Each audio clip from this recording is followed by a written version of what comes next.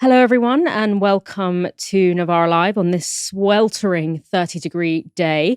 I'm your host, Dalia Gebrial, and I'm joined by Kieran Andrieu. Kieran, how are you doing today, my love? Dalia, I'm better than I was on Tuesday when I co-hosted because some angel has set up a fan here that's blasting directly in my face. So I should survive the hour. How are you? I'm good. We had a fan here, but it was my hair's slicked back today, so I wouldn't have had the Beyonce effect, but I think that would have been a bit distracting for our viewers, so we had to switch it off. But yeah, no, it's great to be joined by you, and I am glad that the weather is heating up. I have been asking for this for a while, so be careful what you wish for.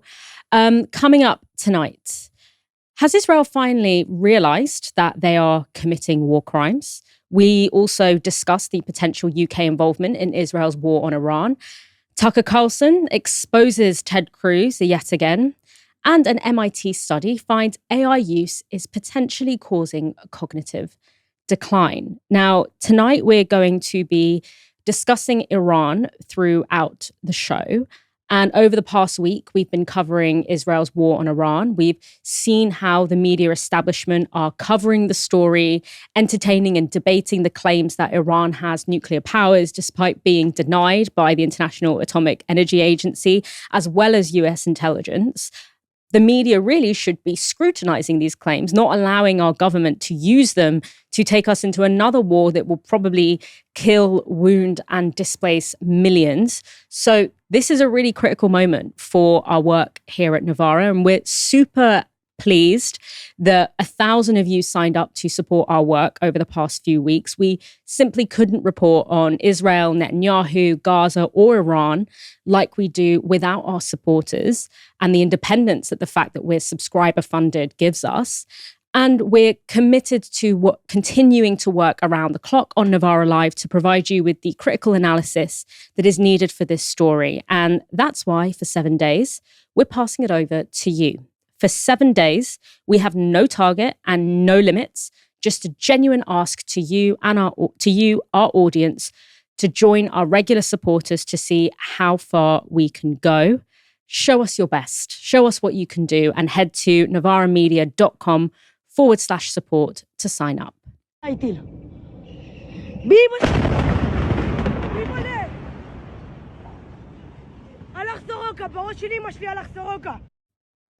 That was the moment an Iranian missile struck the Soroka hospital in Beersheba, Israel, today. Scenes inside the hospital in the aftermath of the strike show substantial damage, with doctors reporting that the missile hit the medical center just moments after air raid sirens went off. Many patients had already been moved to secure bunkers before the strike, but more than 30 people were reported injured.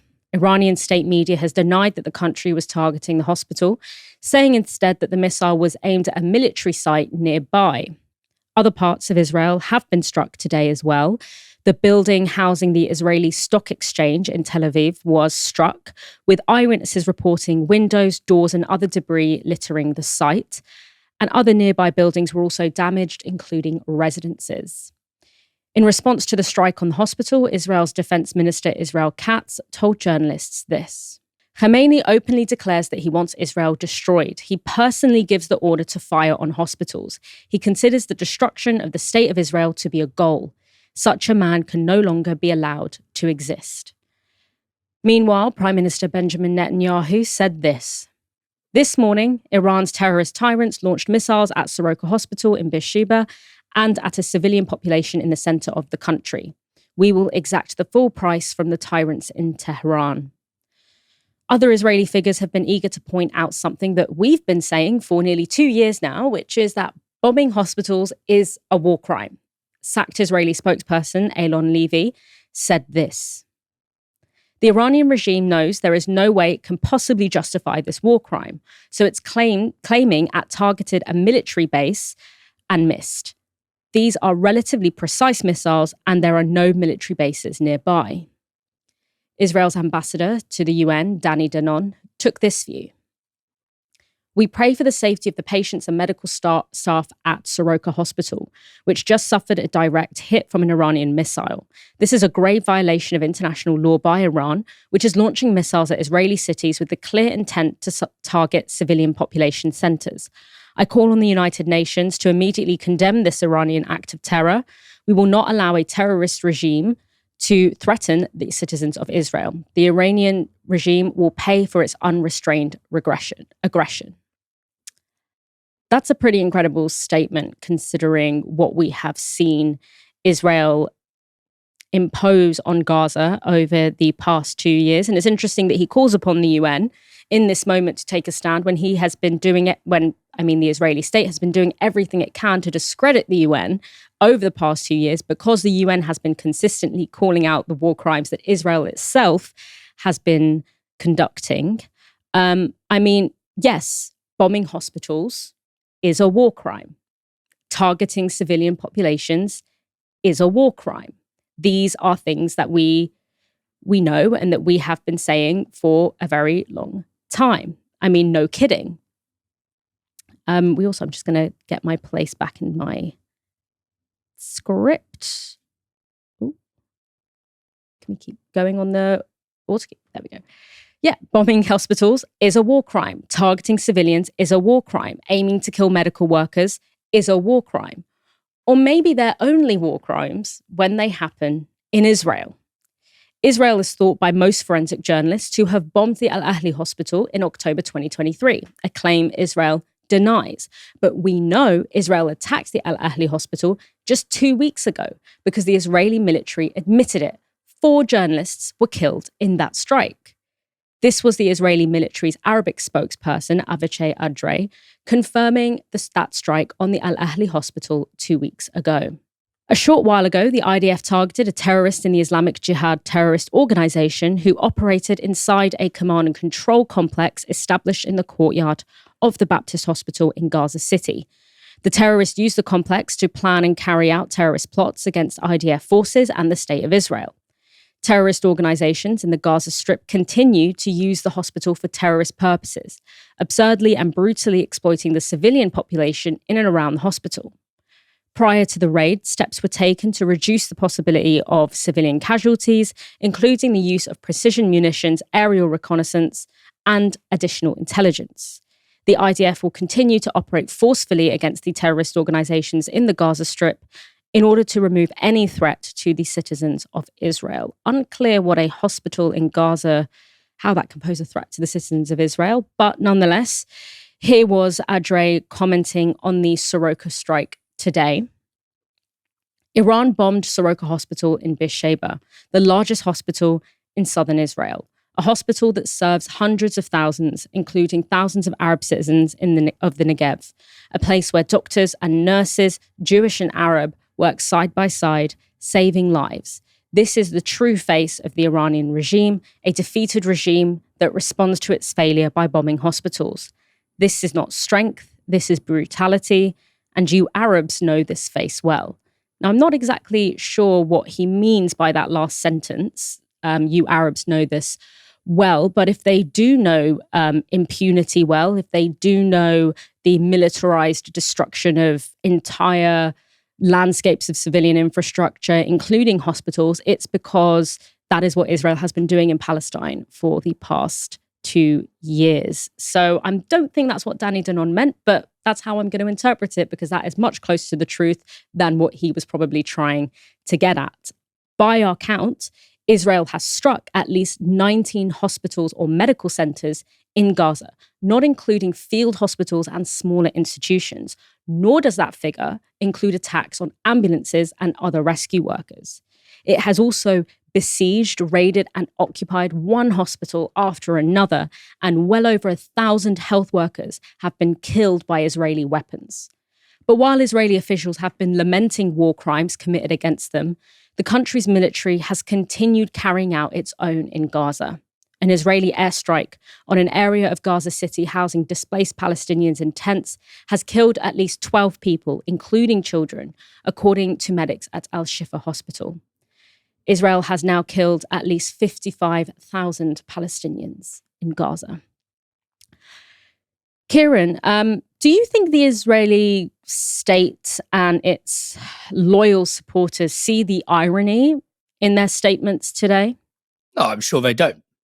Actually, I mean, I'm sure that they understand that in order to say that they're against bombing hospitals with a straight face, they would first need to inject their faces with formaldehyde. That I think they do see. But yeah, I mean, generally, look, unlike Israel, I am against bombing hospitals. It's a war crime under the Geneva Convention, as I think you said, Dalia. But the problem is that Israel has normalized bombing hospitals, and now we are seeing the consequences of that. The IDF, the world's most moral army, as it likes to propagate as its own descriptor, pioneered the bombing of hospitals in densely populated civilian areas practically as its USP, to the point where it's got it down to a fine art, right? It bombs Nasser Hospital, Kamal Adwal Hospital, Al Shifa Hospital, Al Ahli Hospital, Al Aqsa Indonesian Hospital. Every one of Gaza's 36 hospitals has been partially or entirely obliterated by Israel's genocide since October the 7th. 1,500 healthcare professionals, roughly, because we don't know the exact figure, have been murdered. Many, many doctors, scores of doctors, kidnapped and still detained without trial or even whereabouts. Right? And I think this for me is the key point to make right now. This is more than just random bombing for the sake of evil, or even random bombing of hospitals for the sake of evil. It's a coordinated, and has always been a coordinated asphyxiation of Gaza's and Palestine's health ecosystem. It's medicide, such a word I don't think even exists, but it's medicide. And you know, God knows where Gaza's healthcare system is in the scale of human progress. It's probably somewhere in the early dark ages now.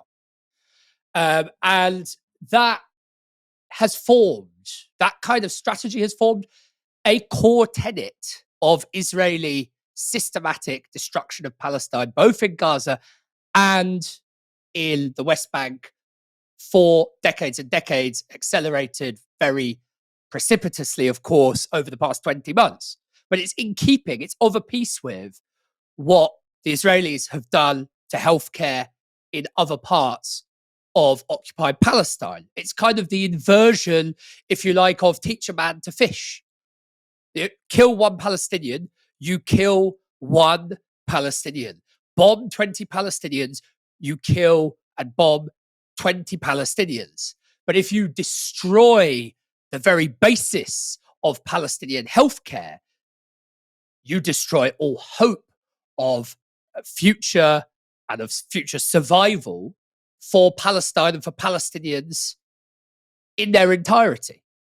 Yeah, I mean, I started by asking, do you think that they see the irony in what they're saying? And I think the answer is I think they know it doesn't matter, because what the past 2 years has taught the Israeli state is that it actually doesn't matter if your story adds up. It doesn't matter if you are following the rules. It doesn't matter. I mean, they're not. It doesn't matter if you're breaking the rules systematically and acting with impunity.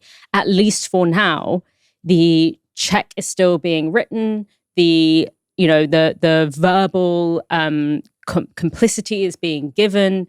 The political cover is being given. And so that is the kind of the scary lesson that has been learned, because a world in which, hospitals are bombed, in which there are no red lines in war, in which international law is not even worth the paper that it's written on, that world was not ushered in by Iran.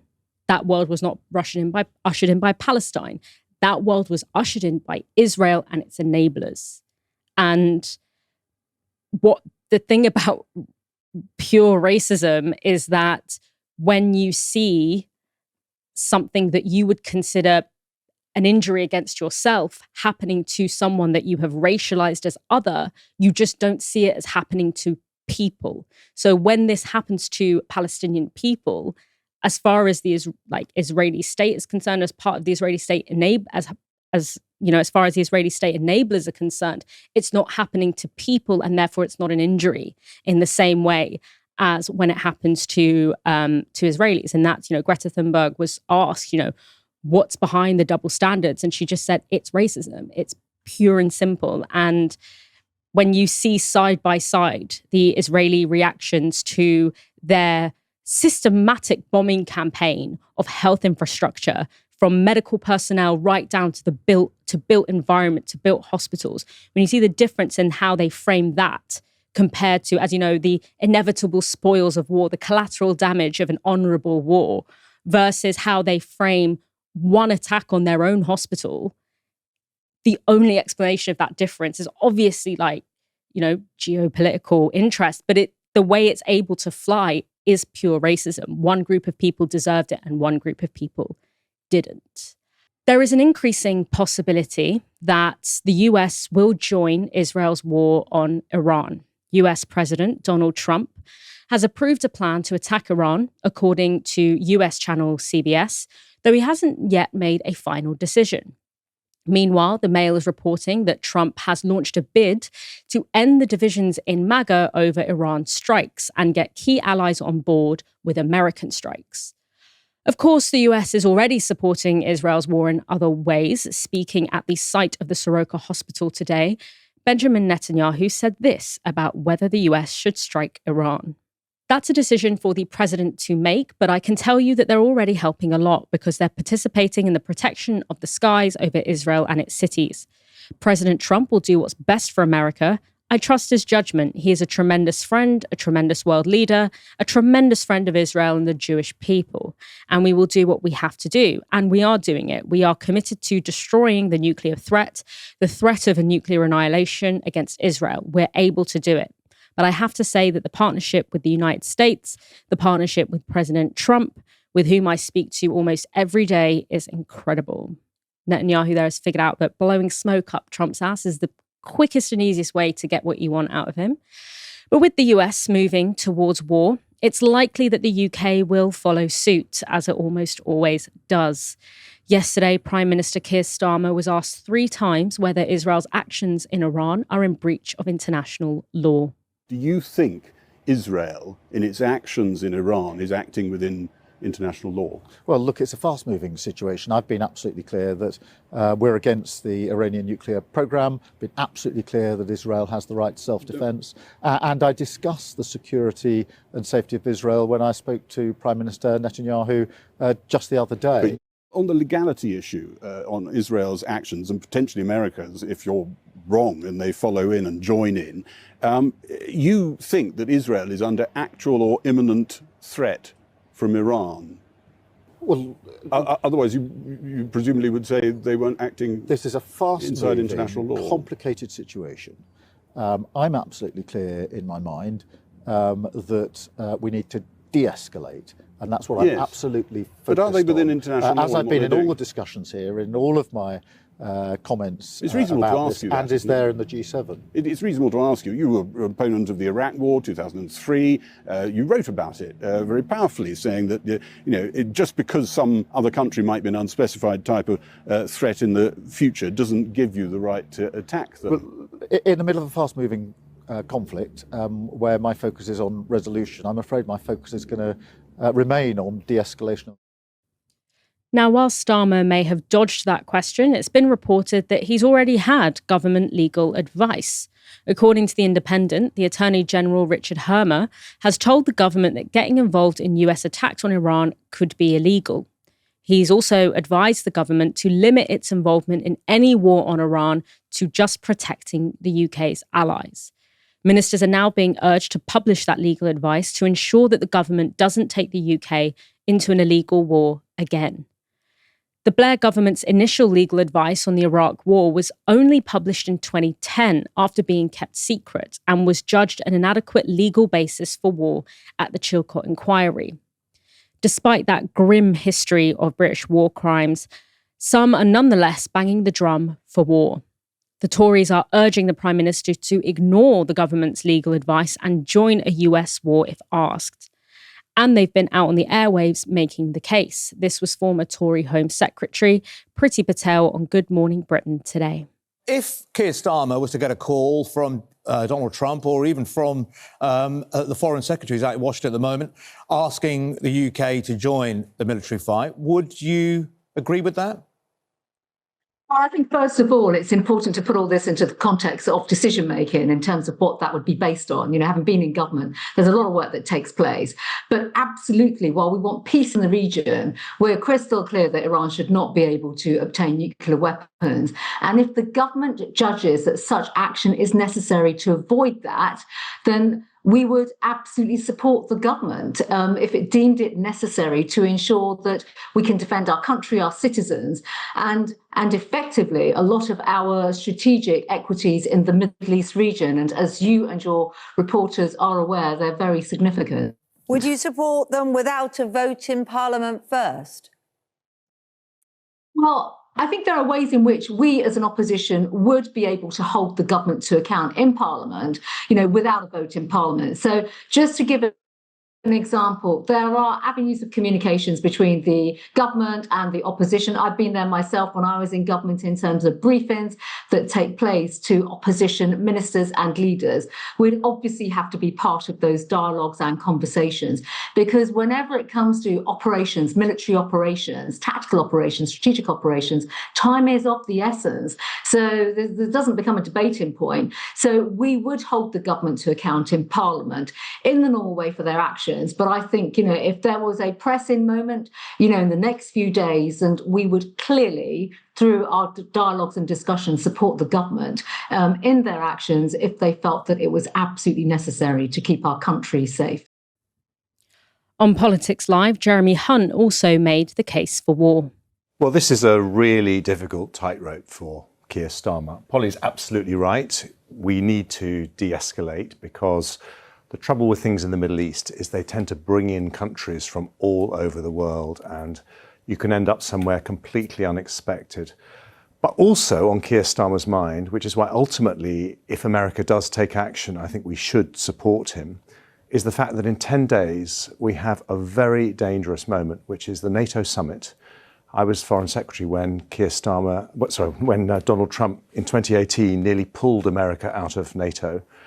And Trump has said many things that are very sceptical about NATO, and he doesn't think Europe pulls its weight. And so another thing Keir Starmer will be thinking about is showing the US that we are there with them when they need us. Just in case you missed it, that was Jeremy Hunt saying the UK should back the US in an illegal war on Iran, a war that could throw the entire region into an existential risk, cost untold number of lives, because otherwise the US might withdraw from NATO. So whenever you hear the term special relationship in the future, just know it means an abusive, very one-sided relationship. Now, Faiza Shaheen was also on that panel, and as you can imagine, she disagreed with Hunt. I mean, I just think overall that Netanyahu and his extremist government have done a brilliant job at reframing what they're doing right now, right? They started bombing Iran. And, you know, it's really something, because this is actually about Netanyahu's political career. It's not about nuclear. And we have to be really important in giving that context, because that reminds us what's going on in Israel and their own political dynamics internally, and also what is still happening in Gaza and the West Bank. Just a couple of days ago, 80 people were killed. People are going to get food and are being shot. So we need to understand that this is about what Israel is doing, and Israel sees an opportunity with Trump in office to shape the Middle East in the way that they want. And I think this is so dangerous, and the vast majority of the public, very rightly, UK public, doesn't want us getting involved. And we should not get involved and be pulled into a war that is unjust, that is about Netanyahu saving his political career, and that would end up costing us money and making us part of something so morally wrong and then we're back in the Iraq war situation all over again. I mean, it's making me shake just thinking about what an awful situation this is. The context and the idea of us being pulled in, absolutely not. Jeremy, what do you say to that? That this is about Israel, it's almost a distraction technique. Do you think there is a case for going in and bombing Iran and its facilities? I would prefer to do this diplomatically, because I think that in the end, the trouble with the military approach is that you may make some progress in delaying Iran's nuclear program, but you make them even more determined to want to get a bomb. And what the people in Iran are thinking is they're looking at what happened to Gaddafi in Libya, what happened in Ukraine when it gave up its nuclear weapons, and they're saying maybe the only way we survive is to have a nuclear weapon. That said, once you start, you need to finish the job. Here's another part of that debate. Why are we talking about Iran's nuclear right now in this moment? It's because Netanyahu wants us to. It's not actually this moment. Actually, the evidence isn't there to suggest that it's just about to happen. And they want to come to the table. They've been having negotiations. So I think, this whole reasoning is deeply flawed in terms of the facts on the ground, but also morally. And again, the public absolutely doesn't support this. The Labour Party is already in trouble. It'll be in more trouble if it carries on down this road. It's already in trouble for supporting Israel in various different ways, which is committing a genocide in front of our eyes. And so, this is just, But Faiza, if this isn't going to be about Netanyahu's future, it certainly shouldn't be about the Labour Party's prospects in the UK. This has to be about what has the best prospect of creating peace in the Middle East. Yeah, and I don't think more Iran war is with going to create nuclear weapons, peace. I'm afraid, is a very, very dangerous thing for the whole world. One of the features of how Israel's war on Iran is being discussed is that Iran's nuclear plans are somehow being turned into the cause of the war, even though no one has provided any evidence that they are trying to build a bomb. American intelligence says they aren't, and the International Atomic Energy Agency said there wasn't any evidence for the claim. Yet somehow Iran is being configured as the great danger to world peace, when actually we all know who the real culprit is. This was friend of the show, Grace Blakely, on LBC yesterday.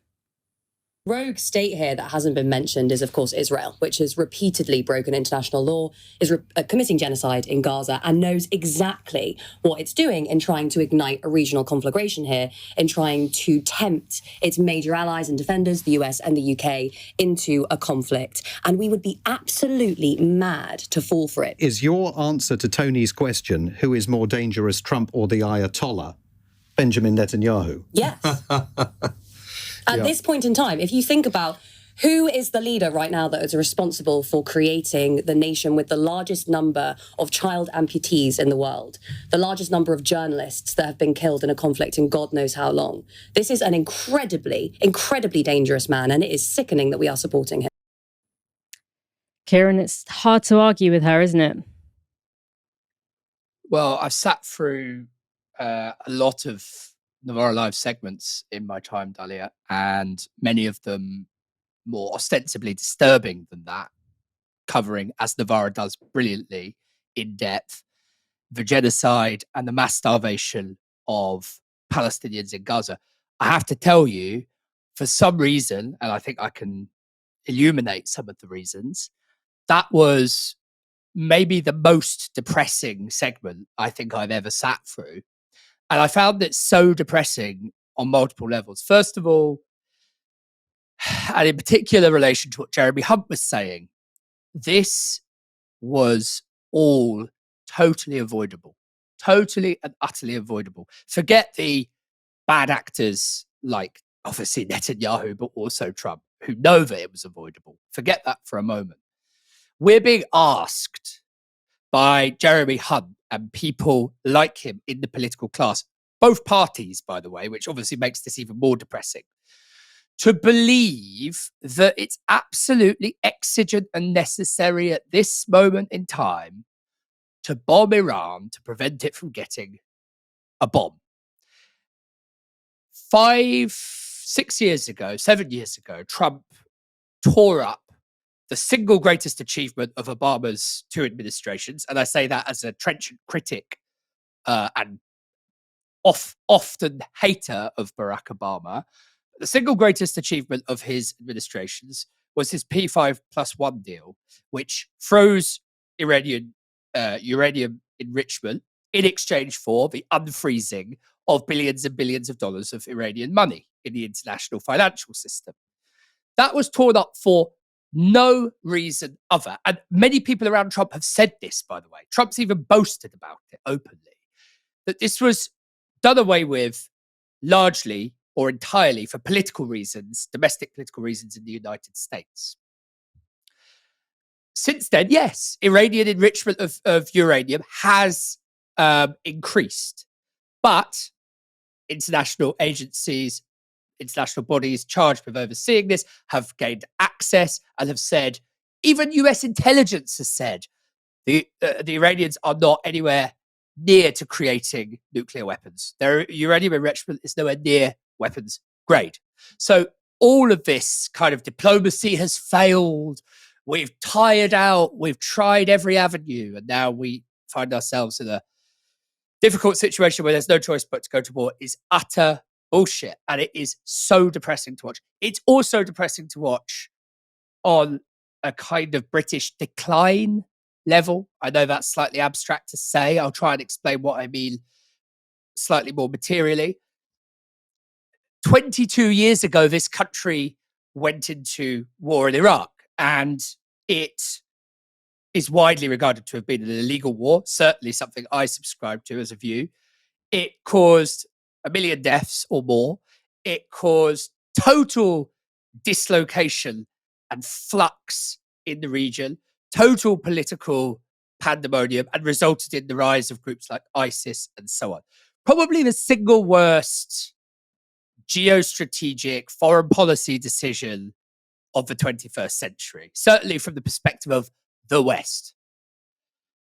And yet, 22 years later, how quick time is to wash away the memories of these myopic people, the political class, the Jeremy Hunts of the world, the Priti Patels, the Keir Starmers, people who claim to be lawyers, practitioners of law.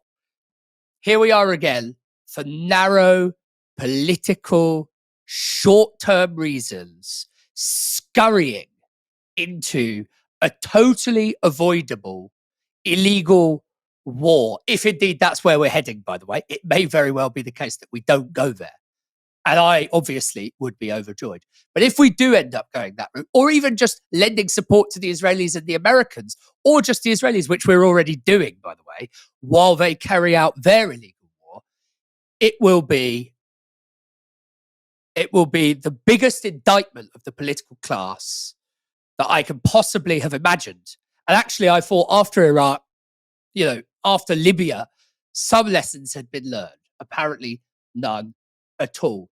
And just a quick comment on Keir Starmer, a symptom of this decline and a symptom of this absurd situation that we find ourselves in, where the British political class seem to have complete inertia and myopia and so on, is the use of completely banal, meaningless phrases.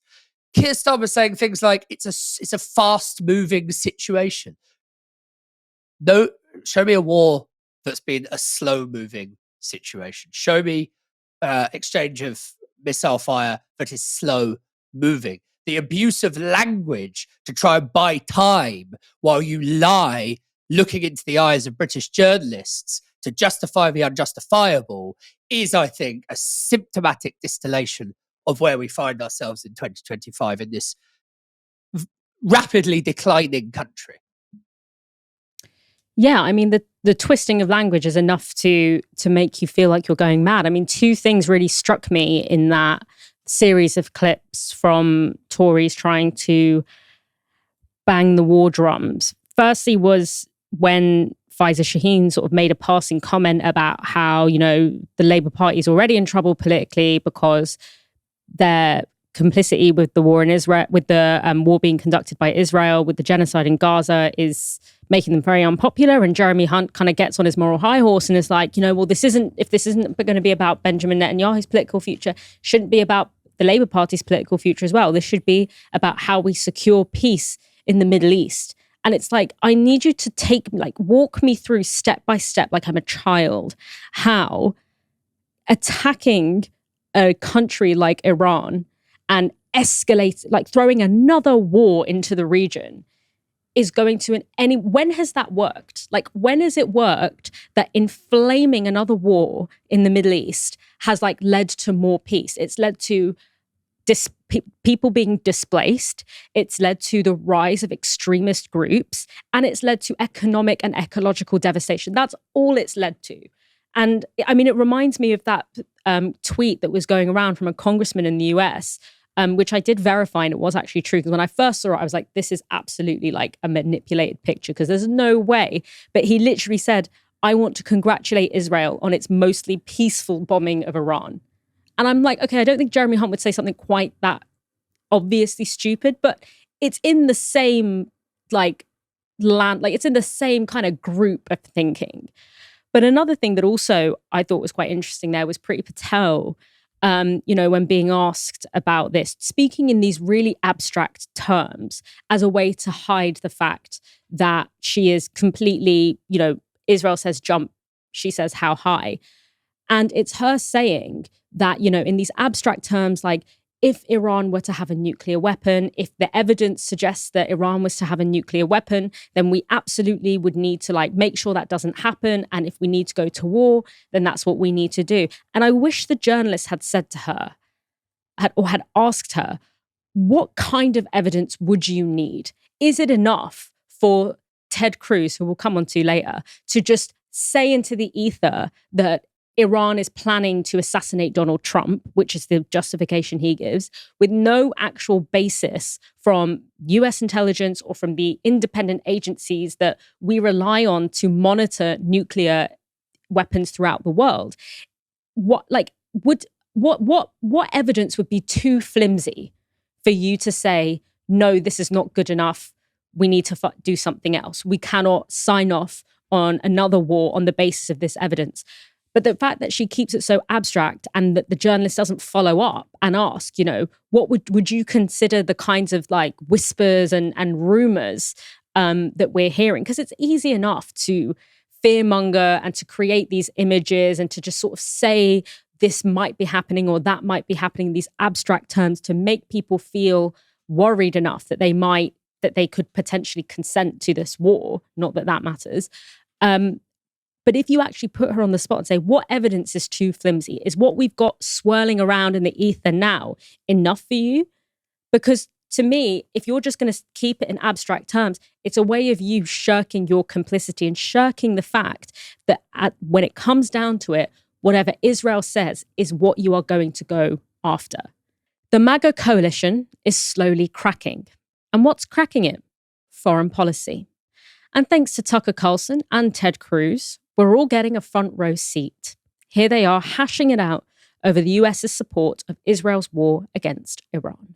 We are not bombing them. Oh, okay. Israel is bombing them. And hey, why do you do the snide, oh, okay? What do you mean? Because this is super high stakes stuff. This is a huge country that borders a lot of other important countries. A lot of the world's energy comes from there. So let me ask you, you don't want another disaster. You don't want to be Tucker, reckless. The Ayatollah refers to Israel as the little Satan and America as the great Satan. Do you believe him when he says it's the great Satan? Do you think if the Ayatollah could murder both of us right now that he would? I do. I believe him. Okay, I assume no good faith on the part of the Ayatollah. No, not and good if your faith. implication is I'm pro-Ayatollah or something. No, it's not good faith. It's that just saying you're a lawmaker. You're a powerful person in Washington. This is the most powerful country in the world. If you're calling for toppling in government, it's incumbent on you to know something about the country and to think through the consequences of that. And you haven't, and you don't. And I'm saying that's reckless. Okay, you engage in reckless rhetoric with no facts. And to be clear, I'm not calling for the overthrow of a government. You put out a newsletter attacking Donald Trump and calling him complicit. I've never attacked Donald Trump. Yes, you have. And by the way, I campaigned for Donald Trump. Okay, yes. And this is after anti-Semitism, this is the last refuge. You're an anti-Semite and you hate Trump. Okay, I love Trump. I will read. You put out a whole newsletter saying Trump has abandoned America first. And here's what Trump said in response. Well, considering that I'm the one that developed America first and considering that the term wasn't used until I came along, I think I'm the one who decides that. For those people who say they want peace, You can't have peace if Iran has a nuclear weapon. So for all of those wonderful people who don't want to do anything about Iran having a nuclear weapon, that's not peace. That was directed at you. Man, you got me. Busted. No, I'm just saying. Look, my views, I like Trump. I campaigned for Trump. I know Trump. I talked to him last night. I'm not against Trump, and you know that. But you're against his foreign policy. I think that we should be very careful about entering into more foreign wars that don't help us when our country is dying. When you say and our don't country help is us, dying. Look, yes, focus on our country. I'm all for it. But the naivete. You don't even know how much money this costs. You don't know anything about the country whose government you want to overthrow, and you're calling me reckless. I want to stop a lunatic who wants to murder us from getting nuclear weapons that could kill millions of Americans. Fair. You say, I can't see how that benefits America in any way. That is bizarre. And by the way, bizarre. Isolationism, your foreign policy is the foreign policy of Jimmy Carter and Barack Obama. Oh, absolutely. And it doesn't work. Yeah, I'm a big leftist. This is so silly. I'm Jimmy Carter and Barack Obama. Okay. Let me just say one last thing. So how is your foreign policy different from Jimmy Carter's? Seriously. Please. But I asked that question seriously.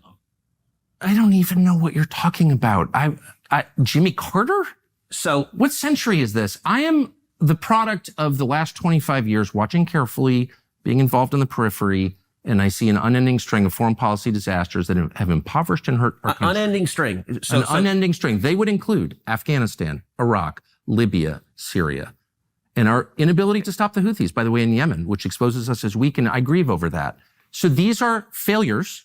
You helped preside over some of them as a member of the Senate. What failures, foreign policy failures, have I presided over?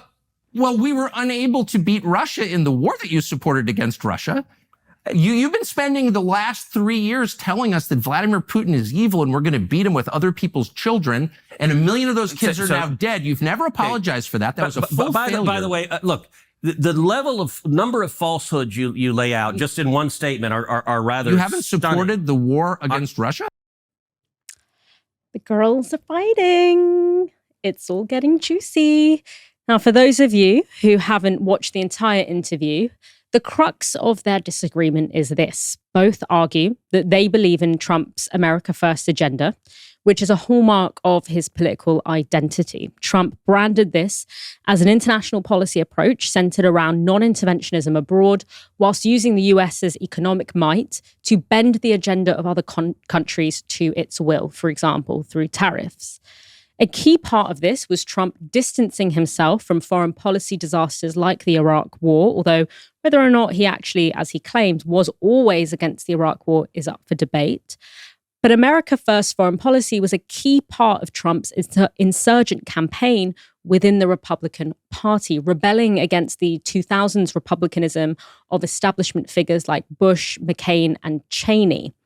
And it gained him a huge amount of popular support amongst conservatives and independents who viewed foreign intervention as a costly experiment that ultimately took money and attention away from domestic issues. But many in the MAGA coalition feel like Trump is reneging on his platform, while others, like Ted Cruz, argue that the US is at such immediate risk of attack by Iran that supporting Israel's assault on the country is an act of self-defense. But for people like Carlson, it's all sounding a little too familiar, and not in a good way. A lot of this has been contentious. I wish it had not, because as we started out by saying, you and I agree vehemently on 80% of the issues. This discussion is focused on the 20% where we don't.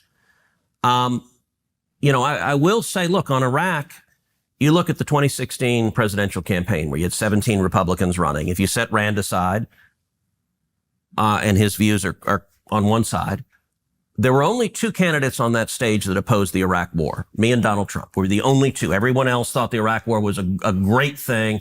I think it was a disaster. So you and I agree on that as well. In my view, I think your foreign policy has gone too far. So, let me ask you, is there a military action Trump has undertaken that you agree with? Because I've not heard anything. A military, look, I would say it's really simple. I believe in self-defense. That's why I keep firearms at home. I think it's morally justified to defend yourself, your family, your property, your nation. And so to the extent that you can deter a threat through violence, violence always being the least appealing choice, violence always being, if I can finish, always being a tragedy, I think you can justify the use of violence in self-defense. That is my personal view, and that applies to me and to the country that I live in. Those are my views. That's not an isolationist view. It's not an anti-Israel view. It's not an anti-Semitic view, with apologies. It is, I think, a pretty common sense view. But my problem is that lawmakers in Washington are light on detail with these things, and they speak, as you do, entirely in moral terms. These people are bad. These people are... I'm not speaking entirely in moral terms. I'm not interested in killing bad guys. I'm interested in killing people who are trying to kill us. If we had... That's different. I'm not engaged in morality. Are you now? Because you told me that the government of Iran is presently trying to assassinate Donald Trump. And then you that said... is undisputed. There's literally nobody who disputes that fact. Then why don't you support military action right now against Iran? We are engaged in military action right now. Why don't you support offensive military action? We're bombing the crap out of them. Israel is, and we're supporting them. Israel is. Okay. So why shouldn't the U.S. military defend its own president? I don't understand that. Look, and it goes back to... Because you don't really believe it's true. That's why. Everyone... nobody disputes it, Tucker. Did we land on the moon? What other conspiracies do you not believe? Was 9/11 an inside job? I mean, like what? So I've asked you the names of these people. I've asked I don't you how know the you names know of the Iranian hitmen. I know it because the U.S. military and the intelligence agencies have testified before Congress repeatedly. And what did they say? That Iran is trying to murder Donald Trump and has hired hitmen. Do I know the name of the hitmen? No, I'm sorry. And I don't think we do either, because we would apprehend them if we knew their names. Then why don't you take it seriously enough to support killing the Ayatollah in response to protect our president? But you don't. This doesn't even make any sense. And you're calling me an isolationist. If I believed that was true, I would support military action against the government of Iran. So if you, like me, are having manufacturing consent PTSD, you're not alone.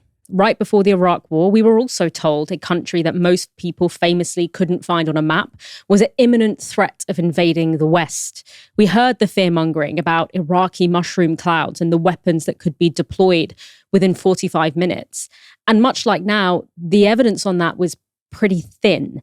And based on that thin evidence, an already precarious region was plunged into chaos and instability that we are still bearing the consequences of. So that might be why vague insinuations about dossiers and briefings and assassination plots might not be hitting like they did in 2003, especially because Israel has been openly desperate to drag the US into a war with Iran for decades. And it has been using this idea that Iran is on the brink of developing nuclear weapons that entire time. In fact, way back in a 1992 speech to the Knesset, Benjamin Netanyahu himself said this: "Within 3 to 5 years, we can assume that Iran will become autonomous in its ability to develop and produce a nuclear bomb." So that was 30 years ago. He repeated that 3 years later in 1995 with the same time frame in his book, Fighting Terrorism. Here he is in 2012 at the UN General Assembly, showing an illustration of how close Iran is to developing nuclear weapons. But the parallels between Iran and Iraq are not even just in rhetoric. At the same time as the US was ramping up the war propaganda machine on Iraq, Netanyahu was actively pushing for this to include war on Iran. Here he is testifying to the US Congress in 2002. Obviously, we like to see a regime change, at least I would, in Iran, just as I would like to see in Iraq. The question now is a practical question. What is the best place to proceed? It's not a question of whether Iraq's regime should be taken out, but when should it be taken out? It's not a question of whether you'd like to see a regime change in Iran, but how to achieve it. If you take out Saddam's regime, I guarantee you that it will have enormous positive reverberations on the region. The more victories you amass, the easier the next victory becomes. The first victory in Afghanistan makes a second victory in Iraq that much easier. The second victory in Iraq will make the third victory that much easier too, but it may change the nature of achieving that victory. It may be possible to have implosions taking place. I don't guarantee it, Mr. Turney, but I think it makes it more likely, and therefore I think the choice of Iraq is a good choice. It's the right choice. There is no question whatsoever that Saddam is seeking and is working and is advancing towards the development of nuclear weapons. No question whatsoever. And there is no question that once he acquires it, history shifts immediately. Success after success. That really sounds like the story of the Middle East over the past 20 years, right, Kieran? I mean, listening to Benjamin Netanyahu, obviously nothing that comes out of that man's mouth surprises me at all. But mark my words, he said, I guarantee it. I think we ought to know what we can have in compensation for that guarantee. It's astonishing how many times that man, and I don't want to just personalize it, this is much bigger than him, obviously, but he is obviously an utterly instrumental figure in all of this. How many times someone in professional life could lie with massive, violent, deadly consequences and fail upwards? I mean, remember that not only has Netanyahu said over and over again insane things about, regime change in Iraq and in Iran and so on. He also, and I think this is an aside, but I think it's relevant. He also said to those that remember about 10 years ago to the German chancellor, I believe it was. Actually, I'm not sure about that. I should have checked. But he basically said that the Grand Mufti of Jerusalem, al-Husseini, was the one who planted the idea for the Holocaust in Adolf Hitler's head, essentially exculpating Hitler for the final solution. This is a man who will stop at nothing, absolutely nothing. He respects no form of truth. He is lies all the way through to achieve his own personal political ends. On Ted Cruz, this is somebody who is so cucked by Israel. And in another part of that interview, I encourage everybody to watch it. It's a very, very engaging 2 hours. It's a long interview. You can certainly skip parts, but the really meaty parts, they're worth your time. He is grilled by Tucker Carlson for some time about his relationship with AIPAC, right, the American-Israeli Joint Partnership. And he talks about how he's received lots and lots of money from AIPAC. And Tucker Carlson grills him on that relationship. And he goes on to talk about how his relationship with Israel is rooted in the nation of Israel as referenced in the Bible. In the end, we know it's about money, but he's trying to burnish with a kind of celestial light his desire, his very earthly desire for blood money. And what I take from that clip where he's squirming, talking about alleged plots to assassinate Donald Trump by Iranians, is that Ted Cruz, which comes from Netanyahu, by the way, that claim comes from Netanyahu. He's so cucked by Israel and he's so in the pocket of the Israelis and Netanyahu specifically and personally that he's willing to utterly humiliate himself on international television. I mean, it's quite extraordinary, the levels of masochism he seems willing to go to simply to please his Israeli masters and Netanyahu first among them. Tucker Carlson, I mean, maybe we'll talk more about this in a moment, Dalia, but you have to wonder what his motives are. I believe him that he has a strong distaste for bombing Iran. I agree with him entirely when he says that the central problem in all of this is lawmakers who are willing to fight to the last drop of other people's blood and who are totally light on the details. Light on the details was the phrase that Tucker Carlson used, and he's right. In another part of the interview, Tucker Carlson can't tell his audience, Ted Cruz can't tell Tucker Carlson's audience how many millions of people live in Iran. It really is very risible. And it speaks to, as you've alluded to, Dalia, a much wider and more interesting split, we hope widening split, down the middle of the mega base around those who are nativists and isolationists first and foremost and stick to that, and those who are basically, to use a theological phrase since Ted Cruz wanted to, antinomian Trumpists. Antinomianism, the idea that you can sin in religion. You can sin as long as you redeem yourself spiritually by practicing other forms of Christianity and Christian dogmatism and so on. So antinomian Trumpists, people who literally say, if Trump does it, it's okay. It's okay if Trump does it. It's okay if he goes back on his word. It's okay if he becomes an interventionist in foreign military adventures. As long as it's Trump, it's Trumpism, and I'm fine with that. So for me, that's the kind of that's the core schism. Yeah, and we'll talk a little bit more about what might be behind Tucker Carlson's position. But before we do, there's 2 more clips from that interview between Tucker Carlson and Ted Cruz that I actually found particularly disturbing and want to show you. And it's about why Ted Cruz is such a vehement supporter of Israel, including by potentially following Israel into a war with Iran. Growing up in Sunday school, I was taught from the Bible, those who bless Israel will be blessed, and those who curse Israel will be cursed. And from my perspective, I want to be on the blessing side of things. Of those who bless the government of Israel? Those who bless Israel is what it says. It doesn't say the government of, it says the nation of Israel. So that's in the Bible. As a Christian, I believe that. Where is that? I can find it to you. I don't have the scripture off the tip of my... You pull out the phone and use the Google. It's in Genesis. But so you're quoting a Bible phrase. You don't have context for it and you don't know where in the Bible it is, but that's like your theology? I'm confused. What does that even mean? Tucker. I'm a Christian. I want to know what you're talking about. Okay. Where does my support for Israel come from? Number one, because biblically we're commanded to support Israel. But number two... Well, hold on. I'm not holding on. Hold on. You're a senator, and now you're throwing out theology, and I am a Christian, and I am allowed to weigh in on this. We are commanded as Christians to support the government of Israel? We are commanded to support Israel. And what does that mean, Israel? We're told those who bless Israel will be blessed. I mean, that is shocking. That is shocking. I mean, they go on to have this little argument about whether the Israel that was referred to in the Bible is the same thing as the political entity that is now Israel, that we call Israel today, and where in Genesis it says it.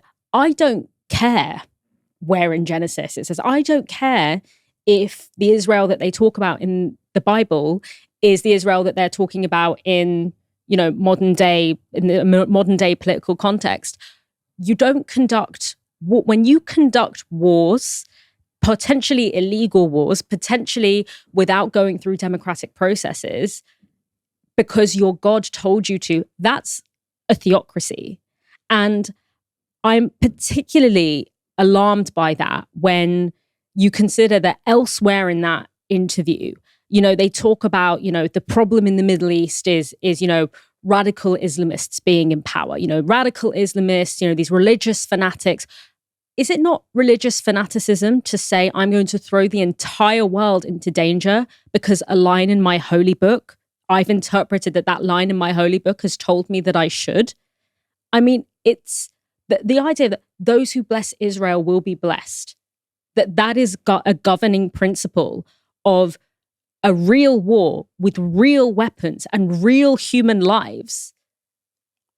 I mean, it's unbelievable. And what it reminds me of, if we're talking again about the parallels between Iran and Iraq, the war that they're trying to drum up support for now in Iran and the war that happened in Iraq, you might also remember that's also what Bush said. Bush told us that God told him to invade Iraq and Afghanistan. But what is also quite interesting about this and what surfaces in this interview is, on the one hand, Cruz is saying he has this God-ordained fixation on defending Israel. It is divine for him. It's theological. But then he claims that those who criticize the state of Israel, as in the real existing state of Israel and the real existing things that are happening, are somehow unhealthily obsessed with it. If you're not an anti-Semite, give me another reason why the obsession is Israel. I am in no sense obsessed with Israel. We are on the brink of war with Iran. And so these are valid questions. But you're not asking about Iran or the If I can Ayatollah. finish, you asked me why I'm obsessed with Israel. Yep. 3 minutes after telling me that when you first ran for Congress, you elucidated one of your main goals, which is to defend Israel. Yes. And I'm the one who's obsessed with Israel. I don't see a lawmaker's job as defending the interests of a foreign government, period. Okay. Any government, including the ones that my ancestors come from. So that's my position. That does not make me an anti-Semite. And shame on you for suggesting otherwise. And I mean that. And that's low, and you know it's low. So why don't you just answer my questions I'll in a answer any straightforward, question you'd rational like. way? You certainly have the IQ to do it. So shame on you is cute, by the way, Tucker. It is. It's not cute. I'm offended. I'm obsessed with the Jews. You just told me You that just called me a ran- sleazy feline. It is sleazy to imply that I'm an anti-Semite for asking questions about how my government Do you is want to run. count how many questions you asked about? What about the Jews? What about Israel? What about I AIPAC? never asked about the Jews. I have. This has nothing to do with the Jews, whatever. Shame on you now. That's cute. He's been watching a little bit of Drag Race, hasn't he?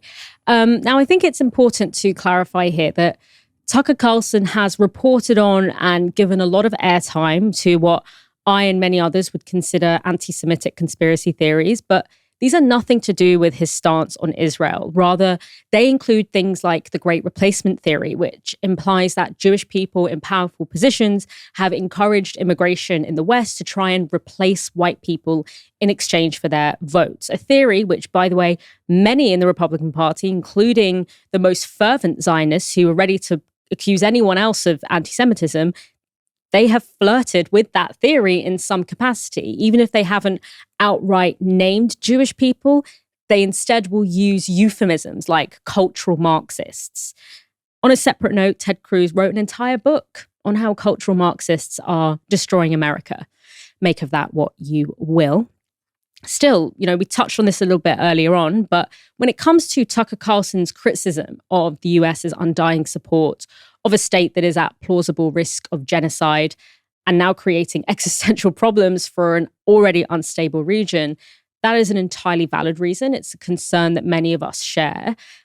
But I don't think it's a position that comes from, I'm almost certain it's not a position that comes from any kind of anti-racist solidarity with Palestinians. Tucker Carlson's entire brand is staked in highly inflammatory anti-immigration fear-mongering. He once said that immigration is making America dirtier and poorer, and his Fox News show has been described as the most racist show in the history of cable news. I think this is really, it's a protectionist position. It's a position of saying, every dollar should be spent on looking after our own and to hell with the rest of the world. Now, at the moment, that is translating to an anti-war stance that is, overall a very good one. But I don't think it doesn't emerge from a kind of moral standpoint in the way that perhaps Kieran, your and I's position on Palestine emerges from. Kieran, should we be a little bit wary of how we position ourselves in what is being described as this civil war within MAGA? We should definitely be wary.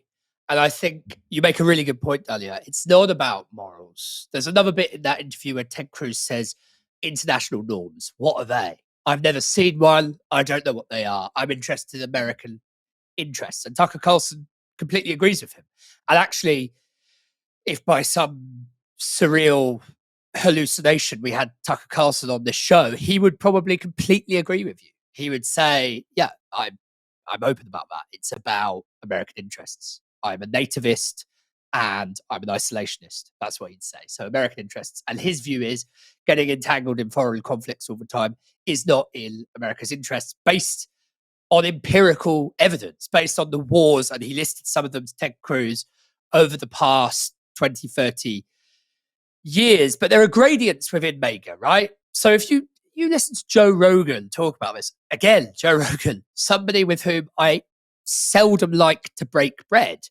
Joe Rogan also has some really disquieting, problematic views on certain things and definitely tends toward the conspiratorial in ways that I think isn't helpful a lot of the time and punches down. Nonetheless, if you listen to Joe Rogan and Dave Smith, the libertarian guy who famously butted heads with Douglas Murray, they do talk about morality. They do say, yeah, this is about American interests and American soldiers and so on. But it's also about Palestinians. We don't like this shit happening to people in other countries. I don't know if they consider themselves MAGA, but they definitely voted. I'm very confident they voted for Donald Trump. Joe Rogan certainly did. I'm pretty confident Dave Smith did as well. And they broadly support Trump on a lot of issues. But they pull no punches on this stuff when it comes to Israel and when it comes to centralizing some element of morality alongside the national interest stuff. Joe Rogan, Ted Cruz, much less so. Tucker Carlson, much less so. But so I think there are gradients within MAGA. On Ted Cruz, final thing, this isn't actually new, using the nation of Israel stuff, talking about Israel in biblical terms. It's kind of, actually Mitt Romney used it in 2012 when he was running to be president against Obama in what would become Obama's second term.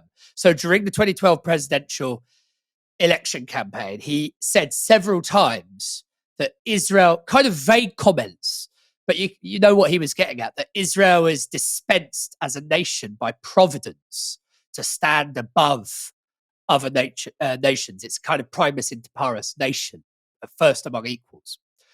And he invoked, obviously he's a Mormon, but he invoked his own holy scripture in reference to that. But I come back to the point, Dalia, and I'm glad we played the clip.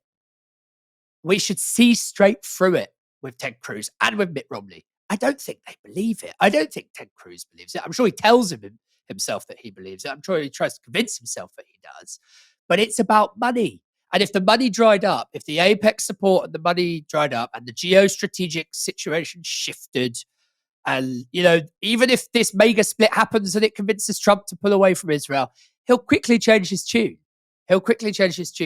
It's about money. It's not greed is good even. It's greed is God. Could AI be destroying our brain? A new study from MIT's Media Lab suggests it may well be. The study tried to find out how repeated use of ChatGPT impacted cognitive ability.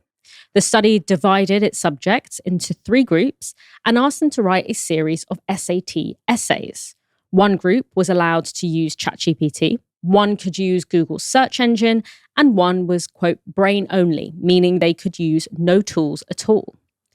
Now, the researchers didn't just examine the quality of the essays, they also used an EEG, which measures and records electrical activities in the brain to monitor the neural and behavioral consequences of each approach. And it found that the ChatGPT users, quote, consistently underperformed at neural, linguistic, and behavioral levels. They found that compared to the brain-only group, ChatGPT users had reduced neural connectivity, impaired memory and quote recall, and a reduced sense of ownership, with many resorting by the end of the study to simply copying and pasting their essays from the AI. What's more, because of that sense of ownership, those who wrote the Google search-assisted or brain-only essays experienced higher levels of satisfaction with their work.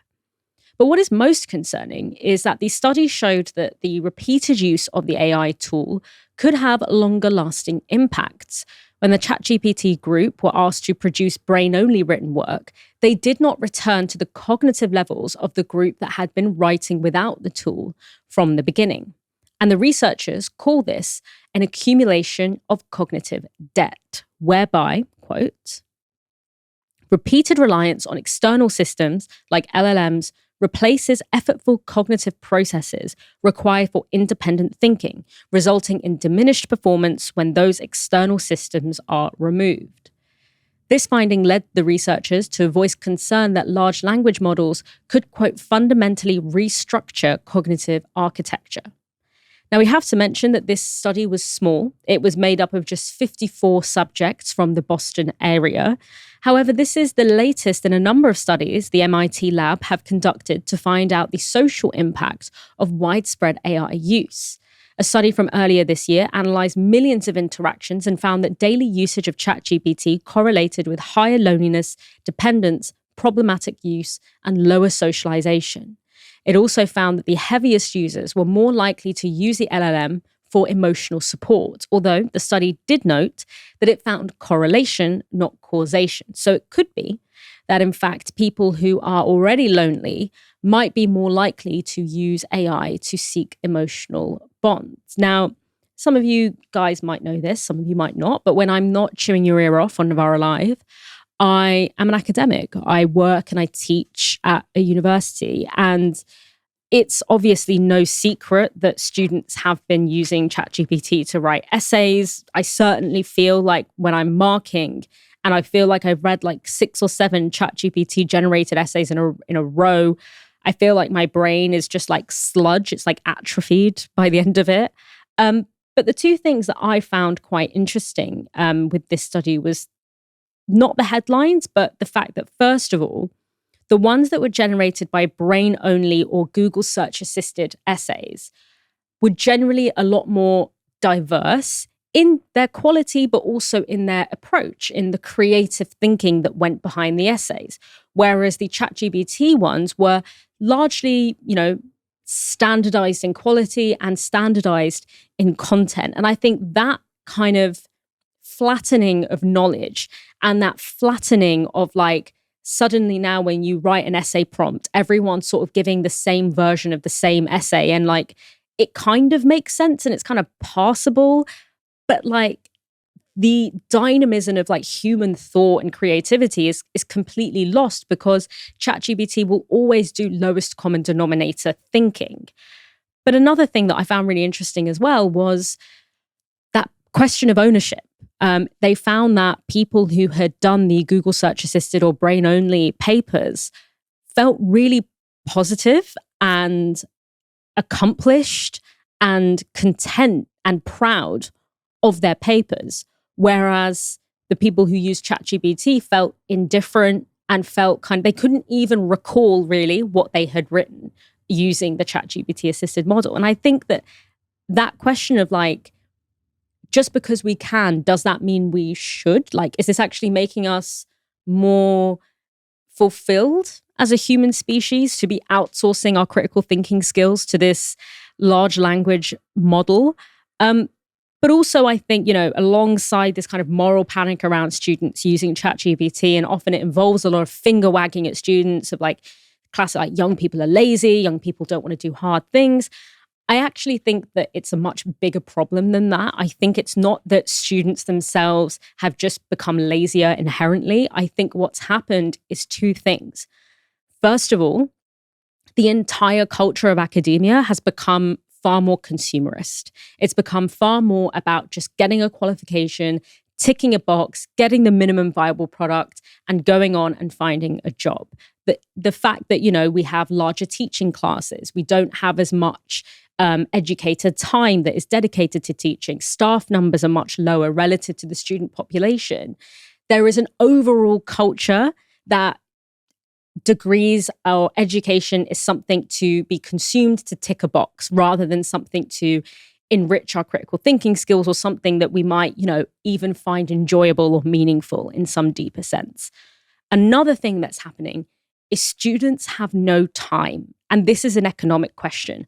More and more of my students are working unbelievable hours in paid jobs. Some of them are working full time and trying to squeeze their degree around a full-time job because they can't afford to live in London on their student loan. They don't come from money. They don't have, a home in London or a flat in London that when they graduate, they can go into. They need to work to pay the bills. And if you're working a 35-hour week on top of your degree, it's not surprising that when you come to your classes, you're going to be tired and you're going to look for these shortcuts to just get you over the line. So it's a problem, but I think we're wagging our finger at the wrong people. I don't think it's that students have inherently become lazier or not as good as like the old generation. I think the education system has changed. And I think the economy is shrinking the amount of available time that students have